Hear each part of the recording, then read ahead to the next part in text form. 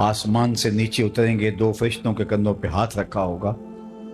تازہ وضو کے آثار ان کے بدن سے ہویدا ہوں گے اور قطرے ٹپک رہے ہوں گے پانی کے زلفوں سے۔ فجر کی نماز کا وقت ہوگا، لوگ صفے باندھ کے انتظار میں ہوں گے، اقامت کہی جا چکی ہوگی کہ حضرت عیسیٰ آئیں گے۔ کہا جائے گا کہ آپ مصلی پہ آ جائیں، لیکن وہ حضرت امام مہدی سے کہیں گے آپ مصلی پہ آئیں، پیچھے نماز پڑھیں گے امام مہدی کے۔ میرے اور آپ کے آقا و مولا نے کہا، کروڑوں سلام ان پہ، فرمایا کہ وہ وقت کیسا ہوگا جب عیسیٰ ابن مریم آئیں گے لیکن امام تم سے ہوگا۔ تو حضرت امام مہدی کے پیچھے نماز پڑھیں گے، پھر حضور کے دین کے لیے میدان عمل میں نکلیں گے۔ اس وقت امت 3 گروہوں میں بٹ چکی ہوگی۔ احادیث آخر الزماں پڑھیے، ایک گروہ کٹ چکا ہوگا، شہید ہو چکا ہوگا، ایک گروہ فرار کا رستہ اختیار کر لے گا، منطقیں تراش لے گا، فلسفے بھگا رہا ہوگا۔ اتنی بڑی طاقت کے ساتھ لڑنا ہمارے بس کا روگ نہیں ہے۔ اتنے اسلحے، اتنے آلات حرب و ضرب، اتنی جدید ٹیکنالوجی ہمارے بس کا روگ نہیں مقابلہ کرنا، لہذا عافیت قدے میں بیٹھ جائیں گے۔ یہ دوسرا گروہ ہوگا۔ تیسرا گروہ میرے حضور نے ارشاد فرمایا کہ وہ اقصی کے دروازوں پر حق کے لیے لڑ رہا ہوگا۔ حضرت امام مہدی ان کے پاس آئیں گے، ہمارے بنگلوں میں نہیں آئیں گے، ہمارے فارم ہاؤسوں میں نہیں آئیں گے، ہماری مارکیٹوں میں نہیں آئیں گے۔ امام مہدی ان کے پاس آئیں گے،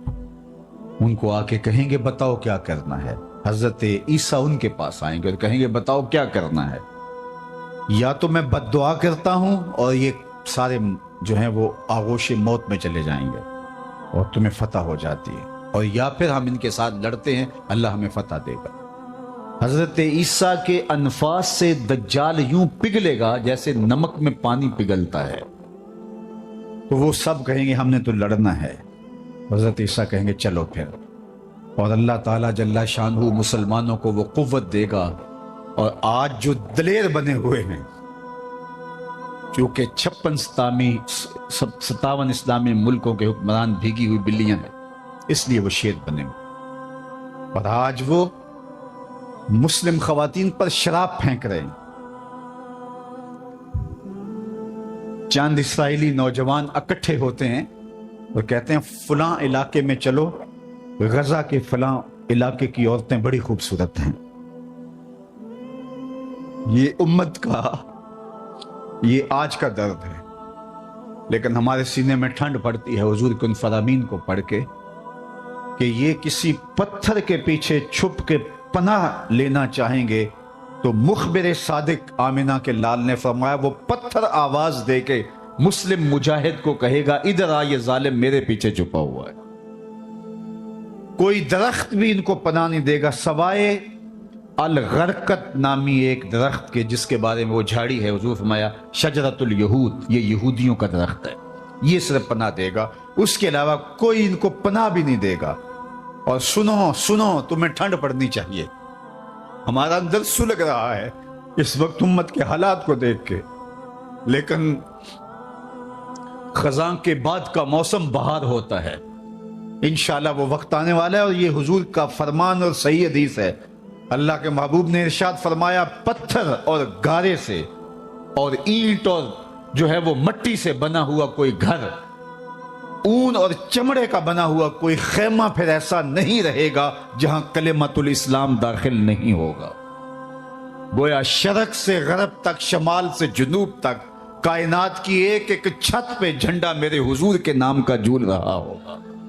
اللہ کا وعدہ ہو والذی ارسل رسولہ بالہدی ودین الحق لیظہرہ علی الدین کلہ،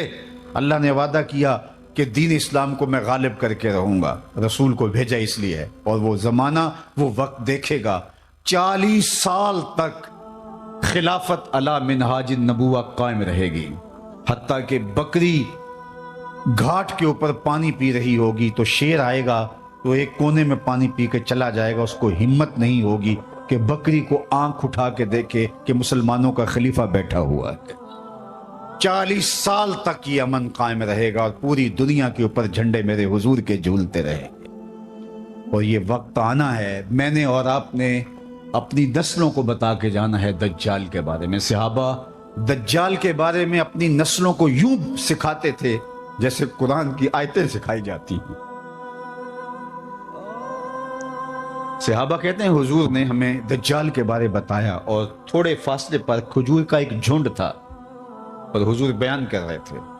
اور اس طرح حضور نے کہا کہ بس وہ بہت جلد آنے والا ہے، تو ہمیں لگا کہ اس جھنڈ کے پیچھے ہوگا کہیں، ابھی نکل کے آ جائے گا۔ اس قدر صحابہ کو بتایا کہ بہت جلد دجال ظہور پذیر ہونے والا ہے، اور آج تو دجالی فتنے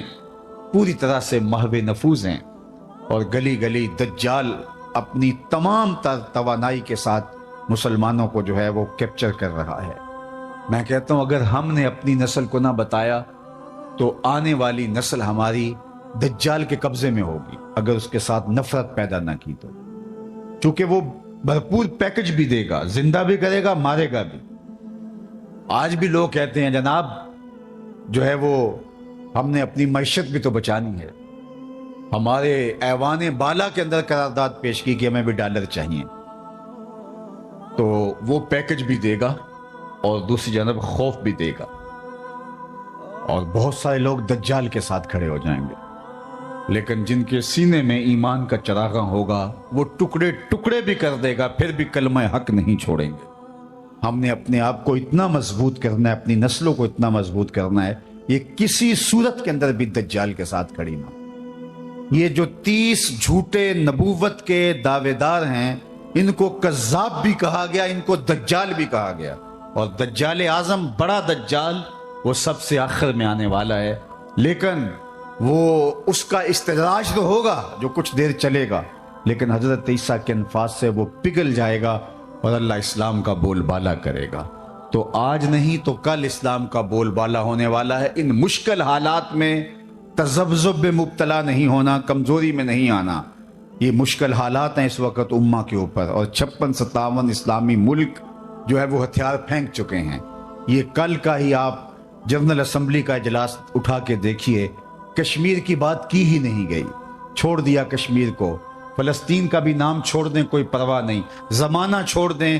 میں کہتا ہوں مالک وہ جو ڈٹے ہیں اقصیٰ کے دروازے پہ، ان کے حوصلے نہ ٹوٹنے دینا، ان کو سر بلند رکھنا، ان کو اونچا رکھنا، اور ان کے پیغام کا ابلاغ دنیا کے اوپر ہوگا، اور انشاءاللہ وہ وقت آنے والا ہے کہ پوری دنیا کے اوپر اسلام کا غلبہ ہوگا۔ آ ملیں گے سینہ چاکانے چمن سے سینہ چاک، بزم گل کی ہم نفس باد صبا ہو جائے گی، شبنم افشانی پیدا کرے گی میری سوز و ساز، اس چمن کی ہر کلی درداش نہ ہو جائے گی، آسماں سار کے نور سے ہوگا آئینہ پوش،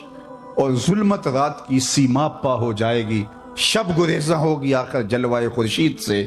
یہ چمن معمور ہوگا نغمہ توحید سے۔ انشاءاللہ ہم نے حصہ ڈالنا ہے اور دعا کرنی، اللہ اگر ہماری زندگی میں حضرت امام مہدی حضرت عیسیٰ آئے، اللہ ان کے لشکر میں شامل فرمانا، اور ہماری اولادوں یا اولادوں کی زندگی میں یہ سعادت ان کو نصیب ہو، تو اللہ وہ دجال کے ساتھ نہ کھڑے ہوں، وہ امام مہدی کے ساتھ کھڑے ہو، حضرت عیسیٰ کے ساتھ کھڑے ہوں۔ اور انشاءاللہ مجھے یقین ہے کہ ہماری نسلیں دجال کے ساتھ نہیں کھڑی ہوں گی، ان کی روح اور دین کا نور ان کے سینے کے اندر انڈھیل گئے، اس کے 2 آنکھوں کے درمیان واضح طور پہ کافر لکھا ہوگا، جو مومن دیکھے گا بھی پہچانے گا بھی، اور جب پہچان لے گا پھر کوئی فرق نہیں پڑتا کہ اس کے ٹکڑے کیے جاتے ہیں، اس کے جسم کی بوٹیاں کی جاتی ہیں یا قیمہ کیا جاتا ہے، اس کو کوئی فرق نہیں پڑتا، وہ کھڑا ہو کے کہے گا کہ میں تیرے ساتھ نہیں ہوں، میں حضرت عیسیٰ کے لشکر میں شامل ہوں۔ اللہ جل شانہ کی بارگاہ میں آپ سارے لوگوں کی آمین کے ساتھ دعا ہے کہ اللہ اس امت کو غلبہ عطا فرمائے، اور ہمیں حضور علیہ الصلوۃ والسلام کے دین کا سچا سپاہی بنائے، اور دنیا آخرت کی بلائیاں ہمارا مقسوم کرے۔ اقبال کے سارے فلسفے کا رس نچوڑیں تو جو جوس نکلتا ہے، رس نکلتا ہے، وہ یہ ہے کہ محمد سے وفا تو نے تو ہم تیرے ہیں، یہ جہاں چیز ہے کیا لوح و قلم تیرے ہیں۔ اقبال کہتا ہے حضور سے وفا کر لو، پھر قلم بھی تمہارے ہاتھ میں دے دیں گے، تختی بھی تمہیں ہی دے دیں گے، لوح بھی تمہیں پکڑا دیں گے. پھر تمہاری تقدیر کے فیصلے واشنگٹن میں نہیں ہوں گے بلکہ خدا بندے سے